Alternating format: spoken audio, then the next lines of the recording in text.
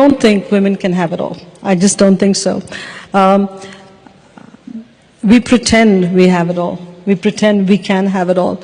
My husband and I married for 34 years, and we have 2 daughters. And every day you have to make a decision on whether you are going to be a wife or a mother. In fact, many times during the day, you have to make those decisions. And you have to co-opt a lot of people to help you. We co-opted our families to help us. We plan our lives meticulously so we can be decent parents. But if you ask our daughters, I'm not sure they will say that I've been a good mom. I'm not sure. And I try all kinds of coping mechanisms. I mean, I'll tell you a story that happened when my daughter went to Catholic school, Convent of Sacred Heart. And every Wednesday morning, they have class coffee with mothers. Class coffee with mothers for a working woman. How is it going to work? How am I going to take off 9 o'clock on Wednesday mornings to go for a class coffee? So I miss most class coffees.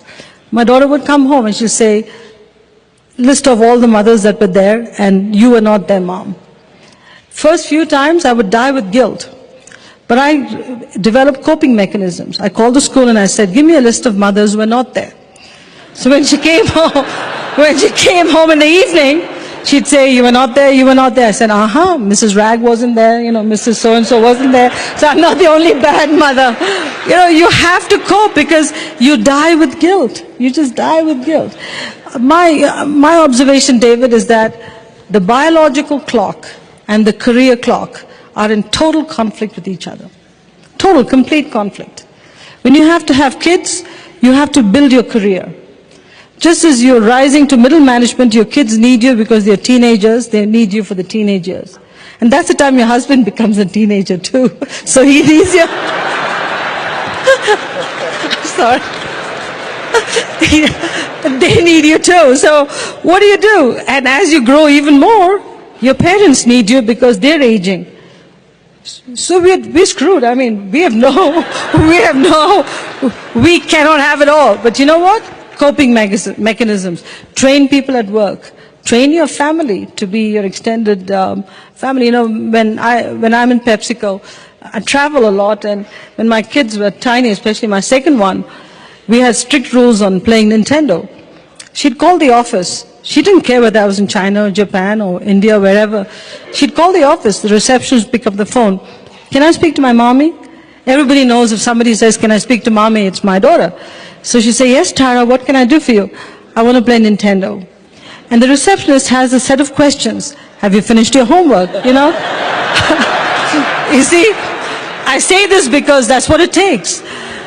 She goes through the questions and she says, okay, you can play Nintendo half an hour. But she leaves me a message. Tara called at 5. This is what the sequence of questions I went through. I've given her permission. So it's seamless parenting.